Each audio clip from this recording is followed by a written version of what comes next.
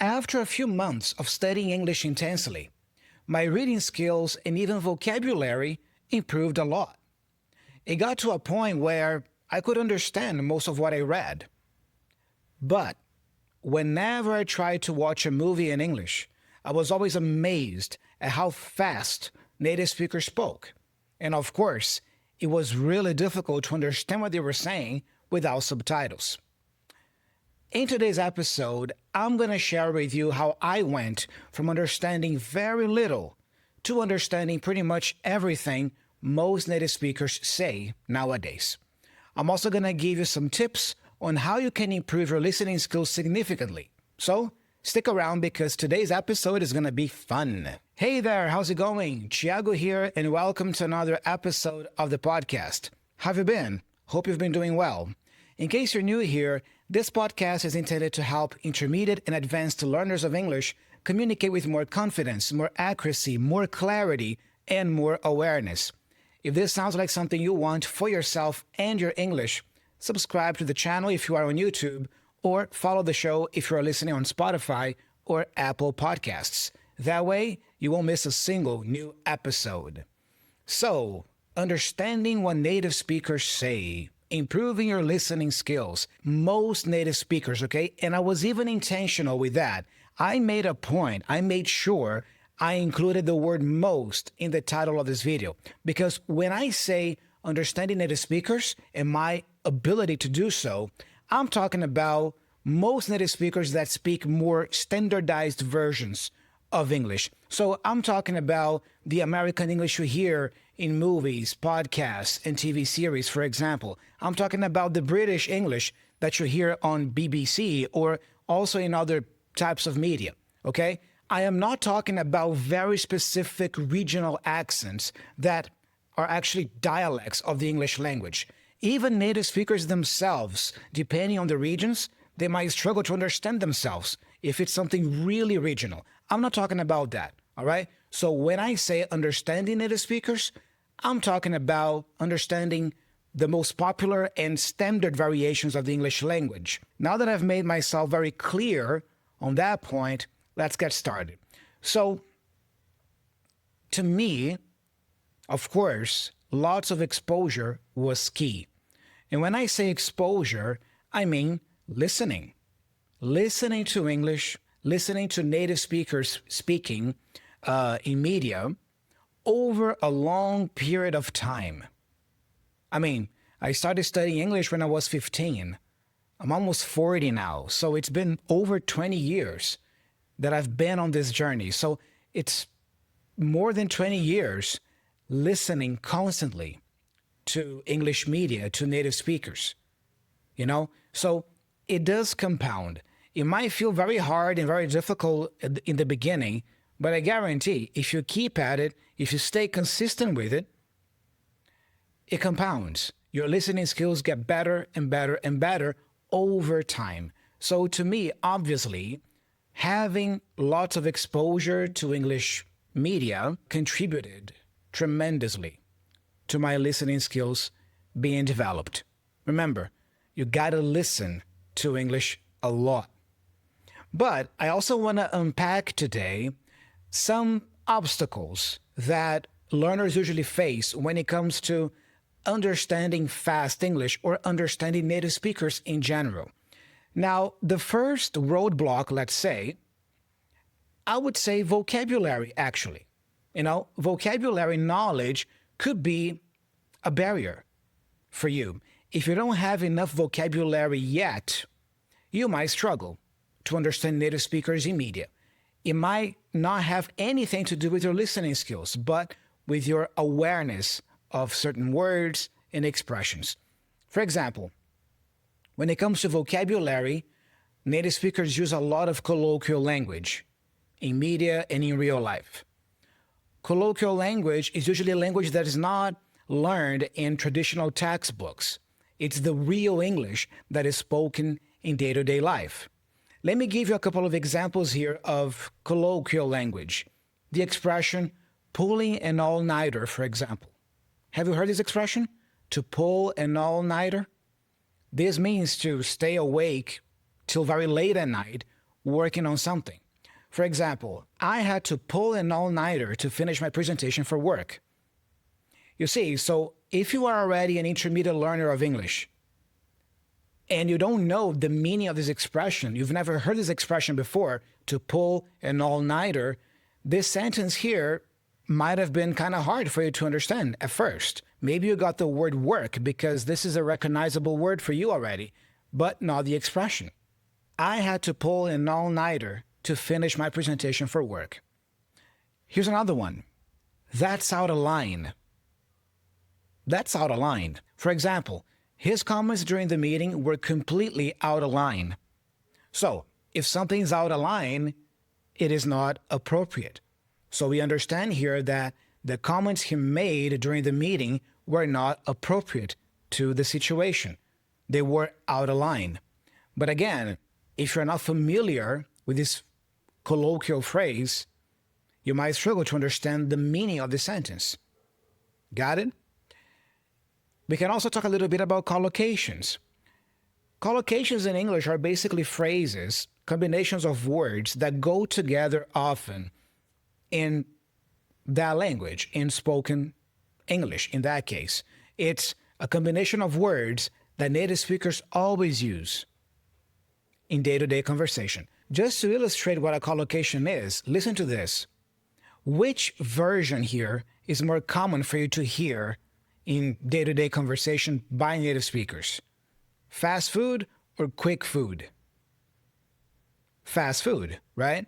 So if I say, for example, that McDonald's is a quick food restaurant chain, you might understand what I'm saying, but that's not really the word that is commonly used, quick food. It's better to say fast food, right? McDonald's is a fast food chain, all right? You see, so that's what collocations are about. They're not about necessarily being understood. I get the feeling that even if you use a wrong collocation, a native speaker would understand what you're saying, but the feeling will be weird. It'll be that feeling of, I know what you're trying to say, but that's not really the word we use. We use something else, okay? So another example could be fast shower or quick shower. Which one is more common? Fast shower or quick shower? Quick shower. So I gotta take a quick shower now. It would be okay if I said I gotta take a fast shower now. The native speaker would likely understand me, but the feeling would be weird, like, oh, I know what you're trying to say, but that's not really the word. So I gotta take a quick shower sounds better. These are examples of more basic collocations, okay? Like I said, fast food, restaurant, or a quick shower. But especially if you are already at an intermediate or upper intermediate level, not having knowledge of more advanced collocations might also be a barrier for you when trying to understand native speakers. For example, heightened awareness. That's a more advanced collocation. Heightened awareness. The recent events have led to a heightened awareness of environmental issues. You see, so if you're not familiar with this collocation, you might struggle to understand the sentence. What about this one? Bear a grudge. To bear a grudge. She tends to bear a grudge against people who let her down. You see? So when you bear a grudge against someone, you harbor, let's say, some sort of negative feeling towards that person, some sort of resentment. You resent that person. So she tends to bear a grudge against people who let her down. And we even have here another colloquial phrase, let her down. If somebody lets you down, this person disappoints you. You see, so if you are expecting something like she tends to resent people who disappoint her, it's going to be hard for you to understand native speakers because, usually these are not the words they use. Now, she tends to bear a grudge against people who let her down. That sounds more colloquial, more everyday-like. Still on vocabulary knowledge, we can talk briefly here about phrasal verbs. Knowing a good number of phrasal verbs can definitely help you understand English better. In spoken English by native speakers, phrasal verbs are used frequently. For example, brush up on. To brush up on something. Listen, before the interview, she had to brush up on her technical knowledge. What does that mean? So when you brush up on a skill, for example, it means that you need to refresh that skill or refresh that knowledge. You know about it, you've already learned about it or studied it, but maybe you need an update, you need a refresher. So you have to brush up on that knowledge, on that skill. But you see, it's such a specific phrase that if you don't know it, it's going to be hard to identify it when you hear it in native media, for example. What about crack down on? The government is planning to crack down on tax evasion. The government is planning to crack down on tax evasion. So when you crack down on something, you take severe measures against that thing.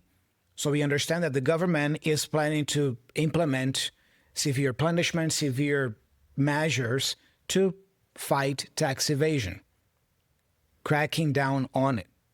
You see, another example of phrasal verb that, if you don't know the meaning, it makes it tricky to understand it, okay?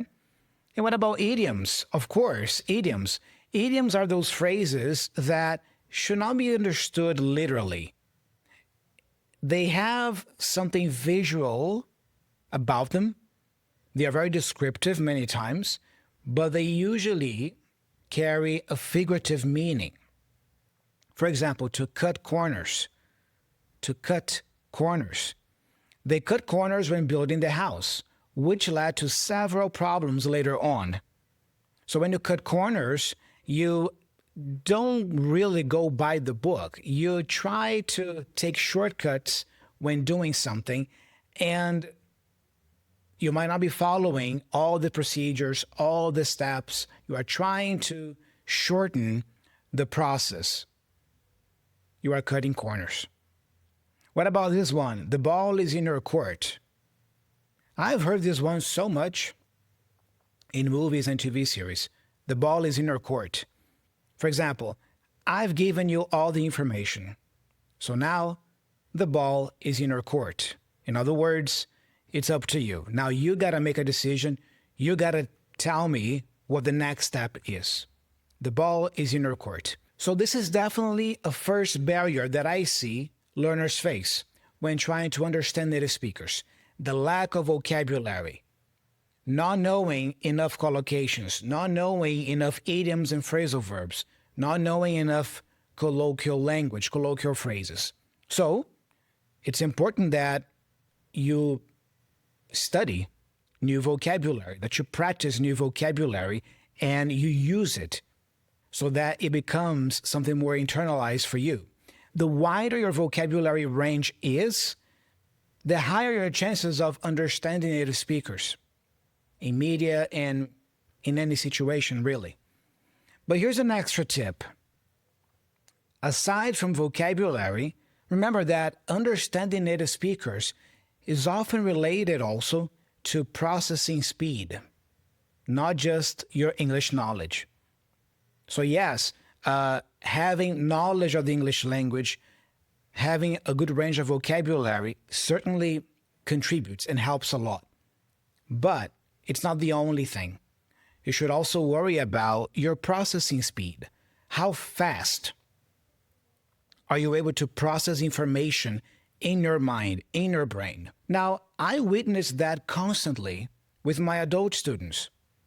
I have many adult students who are already at level B1, B2, and they already have a lot of knowledge about the English language up in their heads. They know a lot of the grammar. They have good vocabulary range. If I ask one of my adult students to define a word or an expression to me, likely they will be able to do that.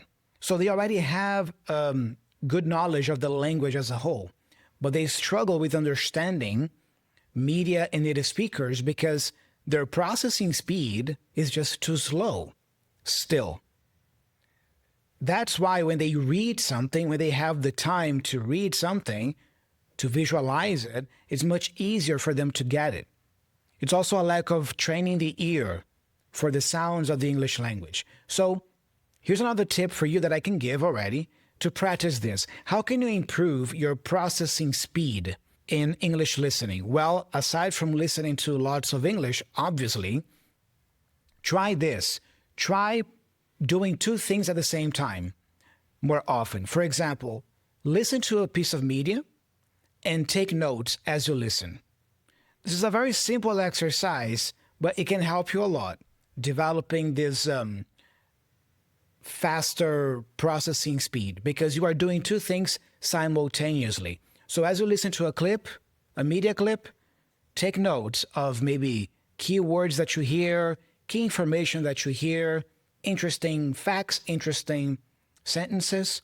So listen and take notes at the same time. If you do that for a while, if you reserve maybe 5-10 minutes a day to do that, you listen to something and then you take notes as you listen, little by little, you will start increasing your processing speed. All right? So try that exercise. Don't just listen to something in English. Listen while taking notes in English, obviously. And you can start, by the way, with this episode. As you listen to me here on the podcast, take notes of what I'm telling you about. Take notes of words I'm explaining, ideas I'm sharing, tips I'm giving. So take notes. I know that many of you like to consume the podcast here while driving or at the gym. That's great. But you see, you are just listening. How about later, when you have more time, sitting down, playing this episode again, and with a notebook or notepad next to you, taking notes of what you hear? Try that. I guarantee that's going to help your processing speed tremendously. So we've already covered vocabulary knowledge. Lack of vocabulary can contribute to lack of understanding when it comes to listening. And we've also talked about increasing your processing speed. So try to do two things at the same time, like listening and writing at the same time.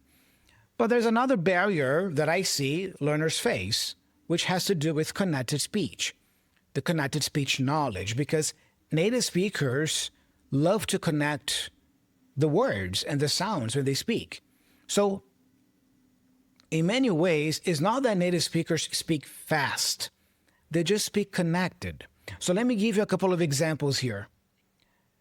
The phrase, "What do you want to do tonight?" many times in a movie becomes, "What do you want to do tonight?" What do you want to do tonight? You see, so what do you becomes what do you, or even what do ya, depending on the speaker. And want to do becomes wanna do. And finally, tonight becomes tonight. So what do you want to do tonight? If you're not familiar with these patterns of connected speech, you will struggle a lot to understand native speakers in media. Guaranteed. Here's another example. Could you hand me that pen? No native speaker in a movie, in a TV show, even in real life, speaks like that. So, could you hand me that pen becomes could ya? Could you hand me that pen? Could you hand me that pen? So could you or could ya? All right? What about this one? I don't know if he is going to show up. I don't know if he is going to show up. Many times it becomes, I don't know if he's going to show up. I don't know if he's going to show up. So I don't know becomes I don't know. If he is going to becomes if he's gonna. If he's gonna. I don't know if he's gonna show up. Okay? Here's another one. Let me know when you are ready. Let me know when you are ready. Often becomes, let me know when you're ready. Hey, let me know when you're ready. So let me becomes let me. You are becomes you're. So let me know when you're ready. You're. All right? You're ready. Let me know. I have to get up early tomorrow. I have to get up early tomorrow. Often becomes, I have to get up early tomorrow. I have to get up early tomorrow. So I have to becomes have to. I have to. And get up becomes get up, get up. And again, tomorrow becomes tomorrow, or even tomorrow. Okay, so I have to get up early tomorrow instead of I have to get up early tomorrow. You see, so learning about connected speech is also crucial in order to become able to better understand native speakers. If you are not familiar with these patterns, it's going to be really hard for you to understand media, and you will always be dependent on subtitles. You will always need subtitles because you just don't know connected speech. By the way, I do have a pronunciation course that goes over all these connected speech patterns in detail, and if you are interested in learning more about this course, the link is here in the description of the video, also in the show notes on Spotify and Apple Podcasts. Learn about the course, see if it makes sense to you. So these are the main obstacles, the main barriers I see learners facing when trying to understand fast English native speakers in media. Lack of vocabulary, not knowing enough language, lack of processing speed, a learner's processing speed is just too slow, and finally, lack of connected speech knowledge. But before I give you some tips here on how you can improve your listening skills, let me just present you with a caveat here. Here's a caveat. Don't focus only on understanding native speakers. You should also be practicing listening to non-native speakers of English. Why? Let me give you some information here. According to the website Ethnologue, as of 2024, approximately 380 million people speak English as their first language. In other words, they are native speakers. 380 million people. Now, the same source says that as of 2024, around 1.1 billion, approximately 1.1 billion people speak English as a second language or additional language. These are the so-called L2 speakers. My case, for example, I speak English as a second language. English is not my language one, my L1. It's my L2. It's my second language. You see, so we have over 1 billion non-native speakers of English in the world versus not even 400 million native speakers of English in the world. So chances are, at work and when you travel, you will be speaking English with more non-native speakers of English than native speakers of English. I would say that understanding native speakers is particularly useful for consuming media in English because most media in English that is available nowadays is still produced by native speakers. When you think of movies, most TV series, most podcasts that are in English, they are usually produced by native speakers. Maybe that figure has been changing lately because of social media. And because of social media, now more non-native speakers of English are also producing content and media in English, like my case here on the podcast. But still, it's fair to say that most media is still produced by native speakers. So it is important for you to be able to understand native speakers, mainly to be able to understand and consume media in English. You will likely interact more with non-native speakers of English in your day-to-day routine. Also remember that English nowadays is considered a lingua franca. So what is a lingua franca? Let me read here some information about this concept of lingua franca. Listen, a lingua franca is a language that is used as a common means of communication among people who do not share a native language. It allows speakers of different mother tongues to communicate effectively, especially for trade, travel, science, business, and intercultural exchange. Key points about lingua franca. It is not necessarily the native language of all speakers using it. It serves as a bridge language between communities, and it can emerge naturally. Historically, languages like French, Latin, and Arabic have served this role in different regions and periods. Today, English performs this function globally. English is used by people from diverse linguistic backgrounds in international business, diplomacy, science, aviation, academia, and on the internet. Most conversations in English worldwide occur between non-native speakers for practical reasons. For example, a Japanese scientist and an Italian scientist are likely to communicate in English at a conference.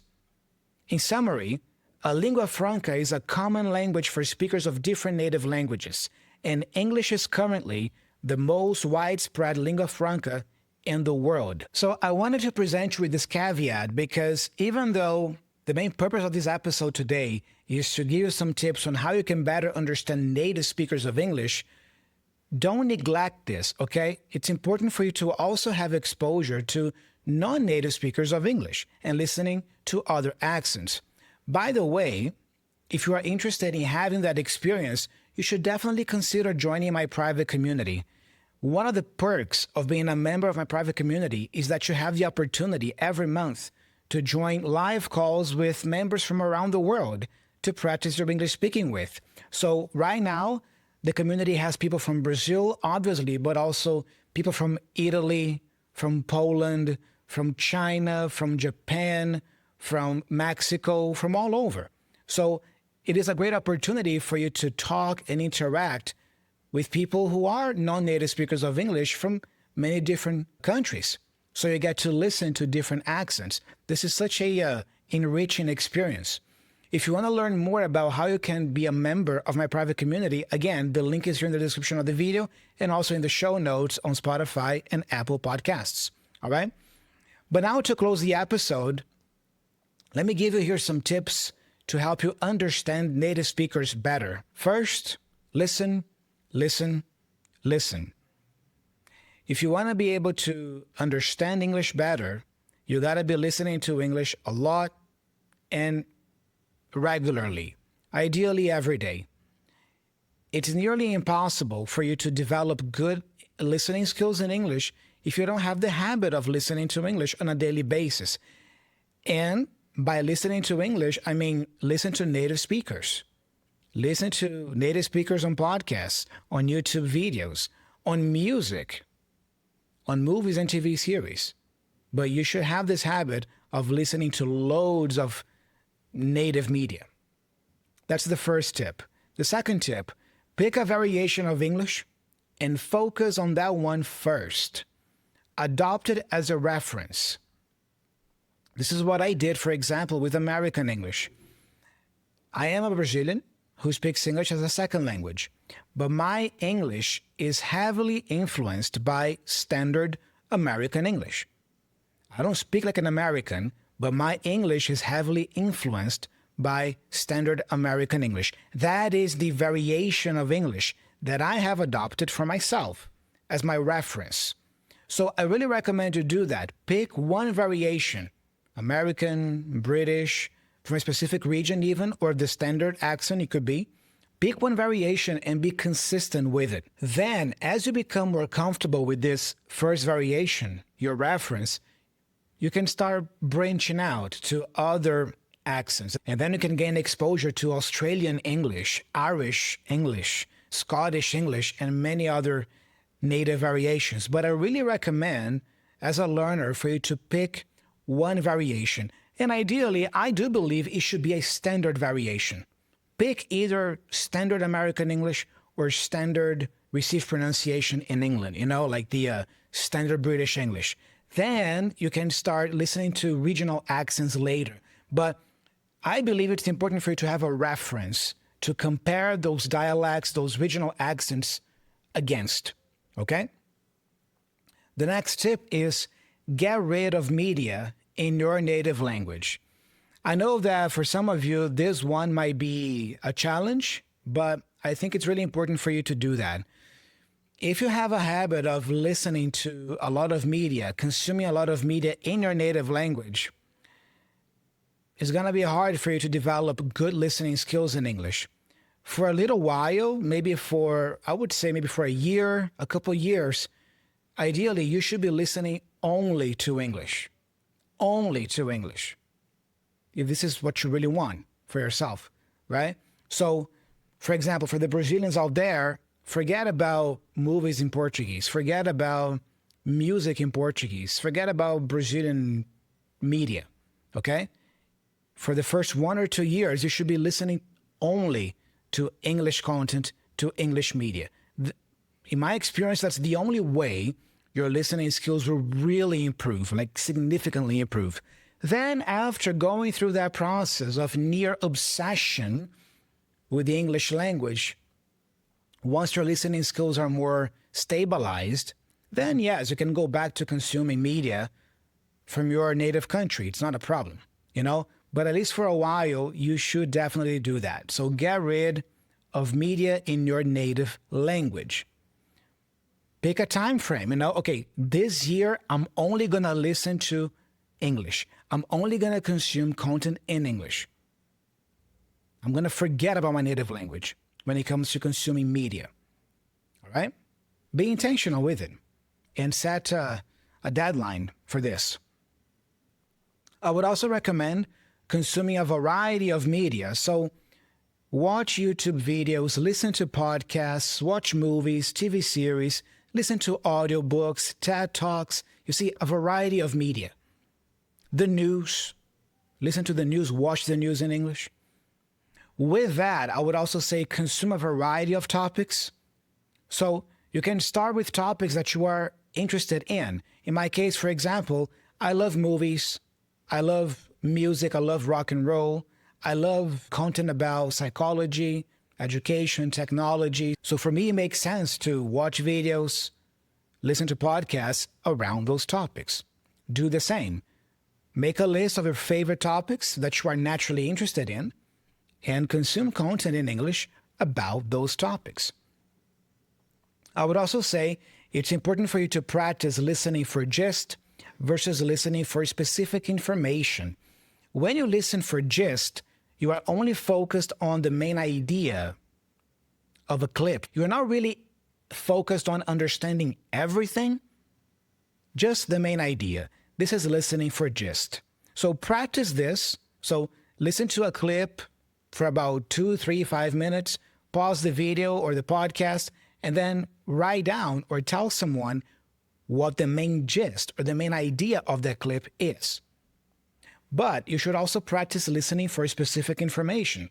So as you listen to something, focus sometimes on getting specific information, maybe getting a name, getting a number, a date, a month. You see, specific information. Now, for those of you who are more advanced, you know, if you are already a B2 level learner or even a C1 level learner, I really recommend you also implement listening to something and writing down exactly what you heard. We also call it verbatim. You know, when you write something verbatim, you write exactly the same words that were spoken. All right? Why is that important? Because as a more advanced learner, you need to practice more precision, like having more accuracy, more precision in your listening. So, generally speaking, for lower levels, I tend to recommend focusing more on listening for gist.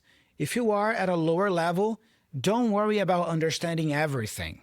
Focus on understanding the main idea of the things you watch or the things you hear. But as you become better and better, as your listening skills become better and better, and as you improve as a learner, you also want to practice having more accuracy in your listening skills. And by writing verbatim what you hear in a clip is going to help you with that a lot. Okay? So to practice this, for example, you can even use my podcast here, like pick something that I'm saying. For example, what I'm saying right now. Listen to what I'm saying, what I'm telling you right now, and write down the exact words I'm using in the order I'm using. All right? This is a more advanced type of listening practice, you know, improving your accuracy of listening. Okay? I got so many comments here under my videos of people saying that they understand 90% or 95% of what I say, probably they are talking about the main gist of what I'm saying. They understand 90% or more of that. But I guarantee if they were to sit down and write exactly every single word I'm saying here, they would struggle. Okay? Because, this is a more advanced way of listening to something, writing things down verbatim. All right? Finally, I would say be patient. Be patient because improving your listening skills is something that takes time. It just does. If you listen to a lot of English every day, following these tips, with time, your listening skills get better and better. But you gotta be patient. So to conclude this episode, I have here some final words. Let me read them for you.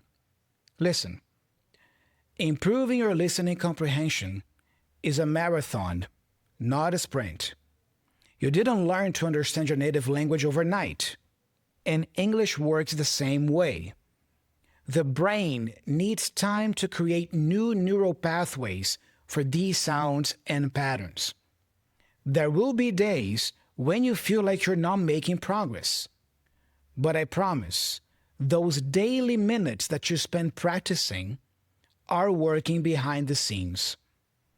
I have witnessed many of my students feeling frustrated, but then suddenly having that unlocking moment where native speech started to sound clear. Your breakthrough is coming too. The students who succeed aren't necessarily the smartest. They're the ones who stay consistent and patient with themselves. Your future self, confidently understanding fast-talking natives without stress or subtitles, will thank you for starting this journey today. So, begin with just one technique, one tip from this video. Practice it this week and notice the small improvements that compound over time. Your ears are already getting better at this very moment. Remember that. Before we close today's episode, let's jump to the Learner's Corner. I have here an email from Roland, and let's see what Roland wrote. Dear Thiago, my name is Roland. I'm from Hungary, Budapest. I started learning English again about 3 months ago. I had learned it before in secondary school, about 20 years ago. Then I started to do sports, and I am a member of the national Hungarian wheelchair basketball team from 2014. That's why I spent a lot of time abroad and listening to English and speaking it sometimes. So nowadays I have a teacher every second week for 90 minutes. And between these times, I am listening to your podcast 4 or 5 times per week. Your podcast is really great. It's helping me a lot. I would like to thank you for this, and I wish you all the best in the future. Roland. Nice, Roland. Thank you so much for the email. It's amazing to know that you are a member of the National Hungarian Wheelchair Basketball Team from 2014. That's awesome. Yeah, amazing. You are an athlete. That's great. And I'm glad to know that you use my podcast as a tool in your English learning journey. Yeah, you listen to it 4 or 5 times per week. Thank you so much for being an avid listener of my podcast. And I wish you also the best in your journey. And I hope that you can improve your English and get to the level you so want. If those of you want to do it just like Roland, you can send me an email at hello.teacherthiago@gmail.com. Or if you prefer, you can also send me an audio message by going to speakpipe.com/EnglishWithThiago. Don't forget to check out my paid solutions. I have my pronunciation course, my private community, and my conversation club. Check them out. The links are all here in the description of the video, also in the pinned comment on YouTube, and in the show notes on Spotify and Apple Podcasts. See if one of these solutions makes sense to you, and if it does, feel free to sign up. It's going to be great to have you as a student, a person who wants to take that extra step with me, okay? Don't forget to subscribe to the channel, like this video, leave me a comment letting me know about today's episode. This is very important. And leave me a 5-star review on Spotify, and Apple Podcasts. That helps me a lot, too. I'm Thiago. I'm signing off. Thanks for hanging out with me today. I'll be talking to you very soon in the upcoming episode. Bye-bye.